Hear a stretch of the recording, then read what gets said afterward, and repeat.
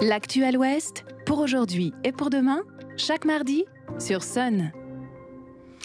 Jusqu'au 14 octobre prochain, les près de 80 000 artisans que compte la région sont invités à élire leurs représentants à la CMA, la Chambre des métiers et de l'artisanat des Pays de la Loire. 2 listes sont présentes pour ce scrutin dans les 5 départements de la région. Fier d'être artisan, de Pascal Bretomé et la voix des artisans de Joël Fourny. Une élection qui intéresse peu, y compris les premiers concernés, les artisans. En 2016, lors des dernières élections, seuls 12% des électeurs avaient pris part au vote. Pourtant, les enjeux sont importants. Évolution du secteur, formation, recrutement.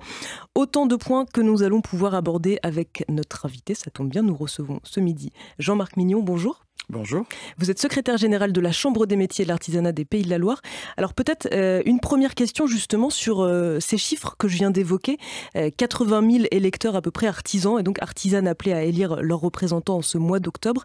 Ils étaient 65 000 en 2016, il y a 5 ans. C'est un chiffre qui peut interpeller. L'évolution a été importante. Est-ce qu'elle vous a surpris ? Pas du tout. Nous constatons depuis maintenant de nombreuses années une forte progression de la création d'entreprises en Pays de la Loire. C'est un phénomène général au niveau national. Porté par une conjoncture, porté par la reconnaissance ou la renaissance des valeurs de l'artisanat auprès du grand public, des valeurs de liberté, des valeurs de créativité, des valeurs de solidarité qui aujourd'hui sont au goût du jour.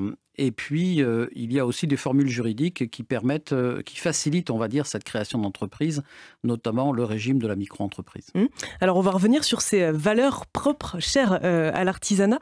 Juste un mot, justement, toujours sur cette évolution du nombre d'artisans. On parle là d'une évolution sur 5 ans. On peut dire un mot de la crise sanitaire économique que l'on traverse. Quel a été, de votre point de vue, son impact avec le recul qu'on peut avoir aujourd'hui sur l'artisanat en Pays de la Loire ? La crise a été difficile pour les entreprises artisanales, mais elles se sont montrées résilientes. Et on peut différencier selon les secteurs qui ont été plus ou moins touchés par la crise. On peut considérer que le secteur de l'alimentation, par exemple, a continué à fonctionner sans problème. Le bâtiment a fonctionné malgré les difficultés que les conditions ont posées. Et puis il y a des secteurs qui ont beaucoup souffert. C'est tout ce qui avait un lien avec l'événementiel, les traiteurs, par exemple. Les sérigraphistes, tout ce qui avait trait avec la publicité. Voilà, ces secteurs ont beaucoup souffert. Alors, on va là, on vit, vous allez peut-être nous le confirmer ou nous l'infirmer, une sorte de rebond. Est-ce que on entend beaucoup parler aujourd'hui, maintenant, de problèmes de recrutement ? C'est l'un des enjeux, peut-être aussi de ce scrutin. Le recrutement, les secteurs en tension. Quel rôle peut jouer une chambre des métiers et de l'artisanat sur ces questions-là ? Alors, aujourd'hui, effectivement, incontestablement, l'activité de l'artisanat est repartie dans la majorité des secteurs. C'est le cas du bâtiment, c'est le cas de l'alimentation toujours, c'est le cas de la mécanique. Enfin, la majorité des secteurs ont aujourd'hui une activité soutenue. 2 freins à cette activité, la hausse du coût des matériaux, qui impacte notamment les entreprises du bâtiment, mais pas seulement celles-là. Et puis le deuxième facteur qui aujourd'hui pose véritablement problème, c'est celui, vous l'évoquiez, des compétences. Parce que beaucoup d'entreprises, dans beaucoup de secteurs, ne trouvent pas les compétences dont elles ont besoin pour se développer. Alors compétents, justement, on va en parler parce qu'on va aussi aborder un autre enjeu de l'artisanat aujourd'hui, c'est celui de la formation. Le nombre d'apprentis que compte la région a augmenté de 43% en 5 ans. Les Pays de la Loire comptent aujourd'hui 13 000 apprentis en formation en cette rentrée 2021. Il y a des filières qui attirent plus que d'autres. Les CFA, les centres de formation des apprentis, sont gérés, on le rappelle, par les chambres des métiers et de l'artisanat. C'est aussi donc l'un des enjeux de ces élections, la formation de ces futurs artisans. Le rôle de la CMA, quel est-il concernant cette formation et comment est-ce que la filière est perçue par cette nouvelle génération ? Alors, l'artisanat en Pays de la Loire a toujours été un mode de formation qui a été appuyé par les pouvoirs publics et notamment par le Conseil régional lorsqu'il avait encore cette compétence. Aujourd'hui, elle a été transférée par la loi à des opérateurs de compétences. Pour l'artisanat, c'est aussi une tradition forte en matière de formation. 4200 apprentis sont formés dans les entreprises artisanales ligériennes. Et sur ces 14 200 apprentis, les chambres de métiers en forment 6 500. Donc c'est un chiffre important. C'est un chiffre important. Donc la Chambre gère 5 centres de formation d'apprentis, 1 par département.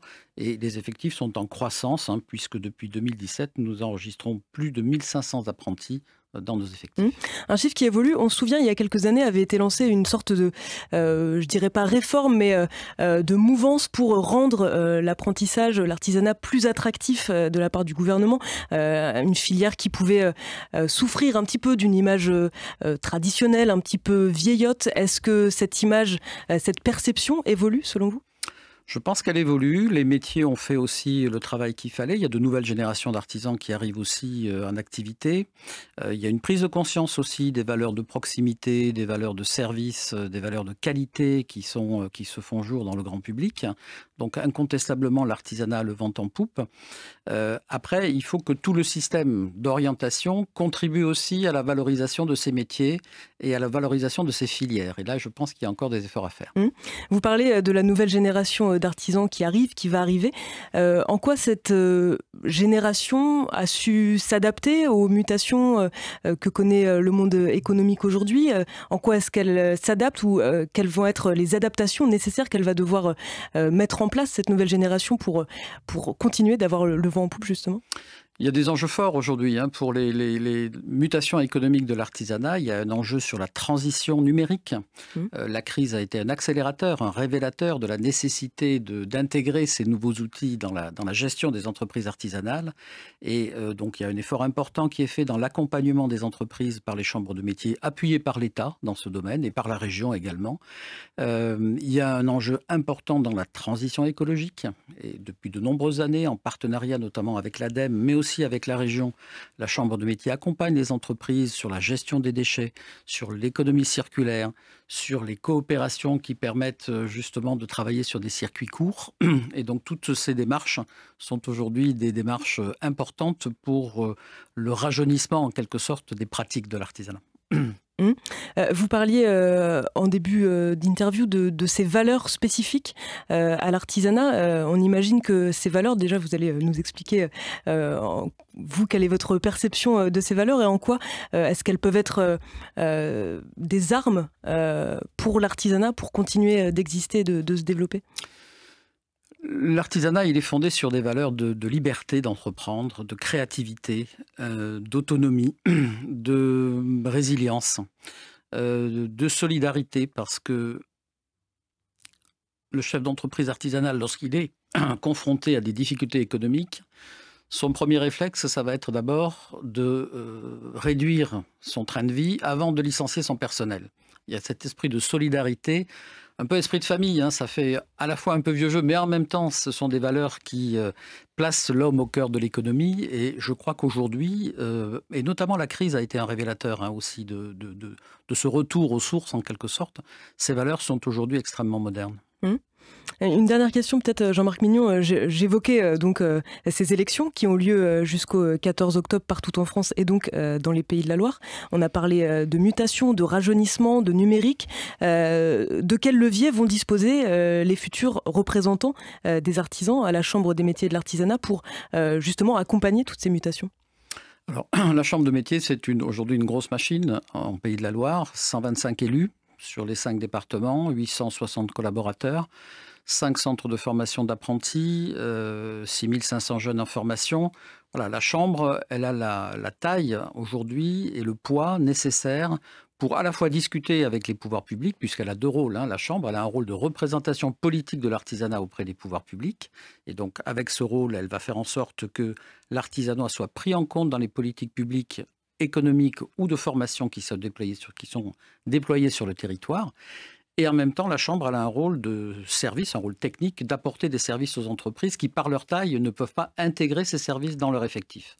Et donc, elle accompagne les entreprises de la création à la transmission, en passant par du conseil en gestion, du conseil en développement durable, la formation des jeunes, la formation continue des artisans eux-mêmes ou de leurs conjoints.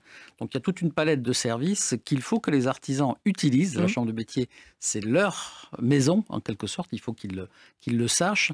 Il faut qu'ils s'emparent de ces élections pour montrer l'intérêt qu'ils ont pour leur chambre. Et plus ils seront nombreux à voter, plus la légitimité de l'établissement public qu'est la Chambre sera confortée. Voilà donc pour l'importance du rôle que vont avoir ces représentants élus, donc je le rappelle, jusqu'au 14 octobre. Les résultats de ces élections sont attendus, le 19 octobre. Merci beaucoup Jean-Marc Mignon. Merci à vous. aujourd'hui et pour demain, en replay et en vidéo sur myson et lesonunique.com.